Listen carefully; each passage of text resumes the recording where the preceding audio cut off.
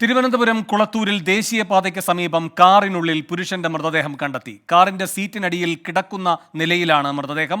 റോഡിലൂടെ നടന്നുപോയവർ ദുർഗന്ധത്തെ തുടർന്ന് നോക്കിയപ്പോഴാണ് മൃതദേഹം കണ്ടത്. എ വി ജയശങ്കർ തിരുവനന്തപുരത്ത് നിന്ന് കൂടുതൽ വിവരങ്ങളുമായി ചേരുന്നു. ജയശങ്കർ, എന്താണ് ഈ സംഭവത്തെപ്പറ്റി അറിയാൻ കഴിയുന്നത്?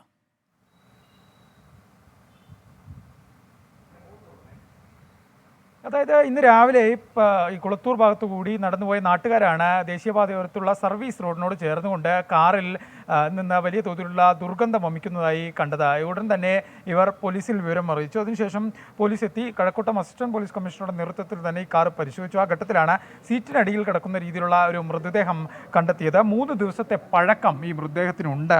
ഈ വ്യക്തിയെ ഇപ്പോൾ തിരിച്ചറിഞ്ഞിട്ടുണ്ട്. പൗണ്ട് കടവ് സ്വദേശി ജോസഫ് പീറ്റർ എന്ന ആളാണ് ഇത് എന്നാണ് നിലവിൽ പോലീസ് ഇതുമായി ബന്ധപ്പെട്ട് പറഞ്ഞിരിക്കുന്നത്. ഇദ്ദേഹം ഏതെങ്കിലും തരത്തിൽ ആത്മഹത്യ ചെയ്തതാണോ, ഈ മരണത്തിൽ മറ്റു തരത്തിൽ ഏതെങ്കിലും ദുരൂഹതയുണ്ടോ എന്ന വിഷയം പോലീസ് നിലവിൽ പരിശോധിച്ചുകൊണ്ടിരിക്കുകയാണ്. അല്പസമയം മുമ്പാണ് ഈ നടപടികൾ പോലീസ് പൂർത്തിയാക്കിയത്. എന്തായാലും പോലീസ് ഇതുമായി ബന്ധപ്പെട്ട പരിശോധന നടത്തുന്നുണ്ട്. 3 ദിവസത്തെ പഴക്കമാണ് മൃതദേഹത്തിനുള്ളത്. മൃതദേഹം അല്പസമയത്തിനകം തന്നെ അവിടെ നിന്ന് ആശുപത്രിയിലേക്ക് തുടർ നടപടികൾക്ക് വേണ്ടി പോലീസ് മാറ്റും. എന്തായാലും പോലീസ് ഈ വിഷയവുമായി ബന്ധപ്പെട്ട് അന്വേഷണം നടത്തുന്നുണ്ട്. അസിസ്റ്റന്റ് പോലീസ് കമ്മീഷണറുടെ നേതൃത്വത്തിൽ തന്നെയാണ് ഇതുമായി ബന്ധപ്പെട്ട അന്വേഷണം പുരോഗമിക്കുന്നത്.